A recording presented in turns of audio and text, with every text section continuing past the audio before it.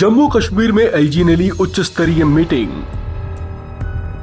Army chief ने किया दौरा। 500 पैरा एसएफ कमांडो तैनात, बड़ी पलटन कर रही है निगरानी। आखिर जम्मू कश्मीर में क्या घातक होने जा रहा है? जम्मू कश्मीर में अचानक सेना की हलचल तेज हो गई है।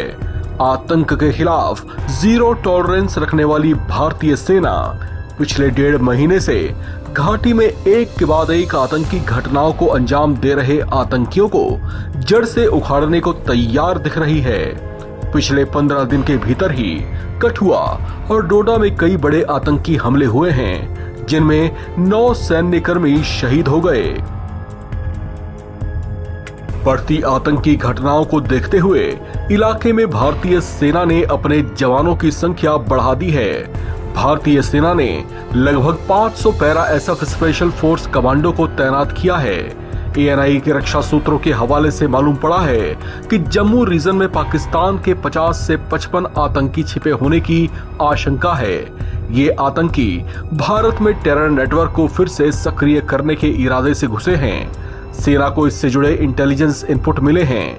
रक्षा सूत्रों के मुताबिक जम्मू में घुसपैठ कर रहे आतंकियों के पास अत्याधुनिक हथियार और उपकरण हैं। ये आतंकी हाई लेवल ट्रेनिंग लेकर आए हैं। सेना इन आतंकियों की तलाश और उन्हें खत्म करने की रणनीति पर काम कर रही है।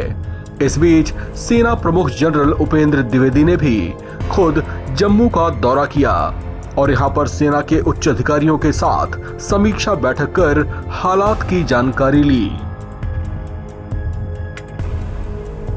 वहीं जम्मू कश्मीर के उपराज्यपाल मनोज सिन्हा ने भी उच्च स्तरीय बैठक बुलाकर व्यवस्थाओं और एक्शन प्लान के बारे में विचार विमर्श किया। उपराज्यपाल मनोज सिन्हा ने आतंकवाद को सख्ती से कुचलने का यकीन दिलाते हुए कहा कि किसी को घबराने की जरूरत नहीं है। सुरक्षा बलों ने जिस रणनीति से कश्मीर में आतंकवाद को नष्ट किया है, उसी मॉडल को जम्मू में आतंकियों और उनके तंत्र को खत्म करने की दिशा में काम किया जा रहा है। आतंकियों से मुकाबला करने के लिए सेना ने पहले ही 3500 से 4000 सैनिकों की ब्रिगेड तैनात की हुई है। इसके अलावा जम्मू में सेना के पास पहले से ही एक काउंटर टेररिस्ट इंफ्रास्ट्रक्चर है, जिसमें रोमियो और डेल्टा फोर्सेस के साथ साथ राष्ट्रीय राइफल्स की 2 फोर्सेस भी शामिल हैं। ये सभी आतंकियों के खिलाफ मुस्तैदी से काम कर रही हैं। बताया जा रहा है कि जम्मू रीजन में पाकिस्तान समर्थित आतंकी संगठन जैश ए मोहम्मद और लश्कर ए तैयबा का सक्रिय नेटवर्क फिर से एक्टिव हो गया है।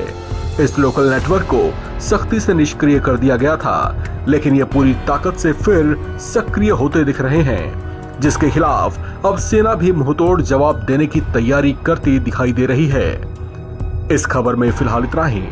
बाकी अपडेट्स के लिए आप बने रहें एनबीटी ऑनलाइन के साथ।